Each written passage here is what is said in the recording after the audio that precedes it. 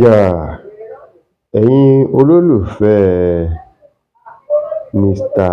Olaiya, ẹ bọ̀, ẹ jẹ́ ká sọ̀rọ̀. Ẹ̀yin tí Tosin Olaniyan, ó yá o.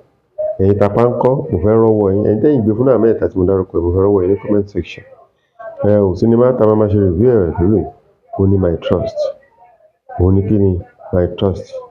Sinimá yìí ni àwọn gbogbo òṣèré tí mo dárúkọ yìí wọ́n wà ńbẹ̀.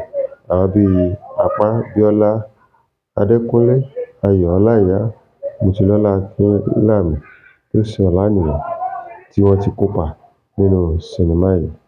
Sinimá yìí jẹ́ sinimá tó jẹ́ pé ó ṣe kíni, ó rọ̀gbọ̀kú lórí ìfẹ́. Wọ́n ní ìfẹ́ ni ìfẹ́ ni. Tó bá fẹ́ràn mi, kí ló tó fẹ́ fi ìfẹ́ pa mí? Ìfẹ́ kì í jà, bẹ́ẹ̀ ni wọ́n ní ìfẹ́ kì í bínú. Ṣùgbọ́n nínú sinimá yìí, a rí arábìnrin kan tó jẹ́ wípé Ọlọ́run gbé ọwọ́ ẹ̀ sókè o. Oníbùrùjí, ó sì lọ́rọ̀ níwọ̀nba. Ṣùgbọ́n ọkùnrin nìṣòro ẹ̀. Ọkùnrin ń dà á láàmú. Àbẹ́ẹ̀ rí. Àwọn tó bá tún wá kọnu sí àwọn tí ò lówó lọ́wọ́ ni. Òun dẹ̀ ń fáwọn tó lówó lọ́wọ́ kó fi lè jẹ́ wípé ọlá tòun àti ọlá ẹni tó bá fẹ́ tó bá yí papọ̀ á dodidi. Ṣùgbọ́n ọ̀rọ̀ bẹ́yìn lọ torí bí arábìnrin ṣe gbìyànjú tó wípé kò lè rí ọkọ tó lówó lọ́wọ́ kò sí. Ẹnìkan ṣoṣo tó tún wá yọjú sí ìyẹn ṣe kíni?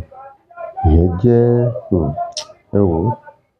Ẹnìkan ṣoṣo tó yọjú sí jẹ́ ex ẹni tó ti fẹ́ rí nígbà tó wà nílé ìwé ṣùgbọ́n tí wọn ò sí papọ̀ mọ́. Òun ni o, láì mọ̀ wípé ex gẹ́gẹ́ ti ṣe kíni, òun ti lọ́mọ sí ìlú tóun wà.